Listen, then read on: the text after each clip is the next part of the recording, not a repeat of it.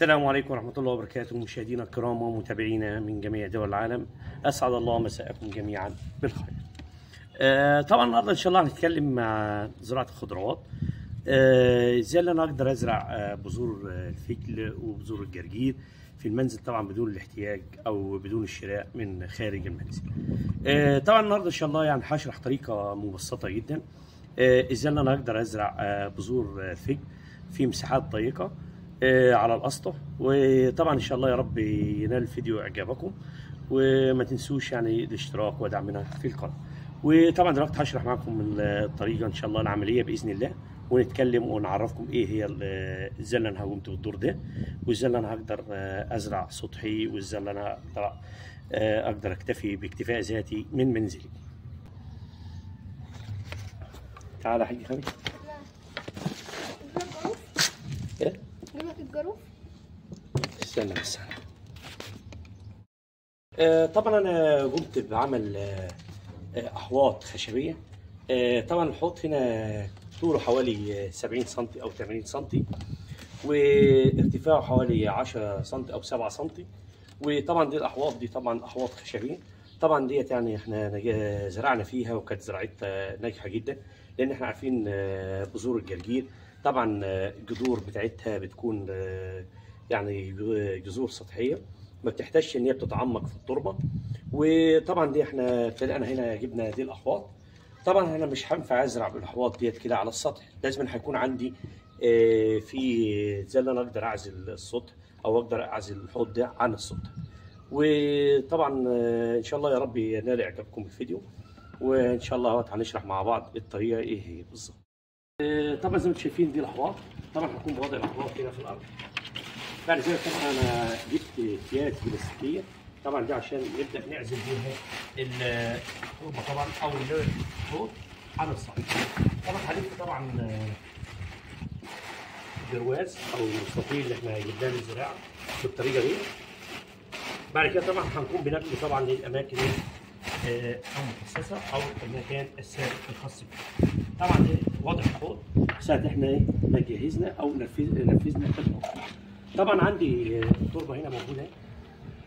طبعا وضع التربه زي ما حضراتكم شايفين. احاول اساوي الحوض كويس.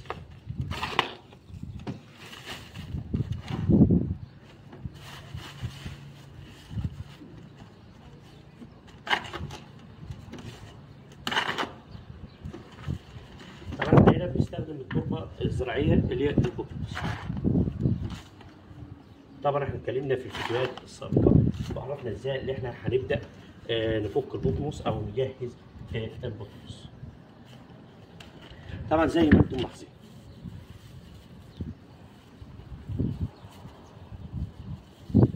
ديت بذور الفجل اتكلمنا عنها. طبعا دي هنا وضع البذور. تمام. هحاول انصر البذور ازاي؟ بطريقه طبعا زي ما انتم شايفين كده،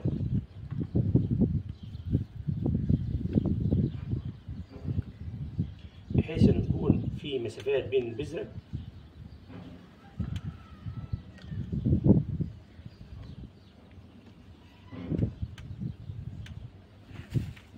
طبعا دي الطرق الصحيحه لبذار البذور، بحيث ان يكون عندي البذار متناسق. بعد كده هقوم جايب عندي التربه او البطمس، طبعا هدي تغطيه بسيطه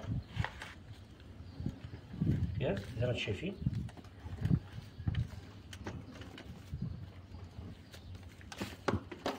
احاول اداري البذور طبقه خفيفه جدا. طبعا زي ما انتم شايفين كده. طبعا فاضل عندي هقوم بعمليات الري. طبعا هحاول اوضح لكم ازاي اللي انا هقوم بعمليه الري. طبعا زي ما انتم شايفين طبعا هنا هحاول اقوم بري المستطيل او المربع. احاول اشبع طبعا التربه بالمياه.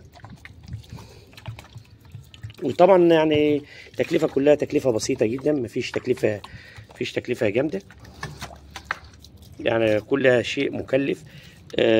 يعني تكلفه كلها تكلفه بسيطه جدا. وابتديت ان انا ازرع سطحي وازرع منزلي طبعا، واعمل اكتفاء ذاتي ليا من الخضروات. وطبعا ما تنسوناش طبعا في تعليقاتكم، ومنتظرين مقترحاتكم علينا ان شاء الله، وايه اللي انتم بتحبوا تزرعوه او عايزيننا اللي احنا نزرعه وننفذه امامكم. وانتظرونا في فيديو قادم ان شاء الله، والسلام عليكم ورحمة الله وبركاته.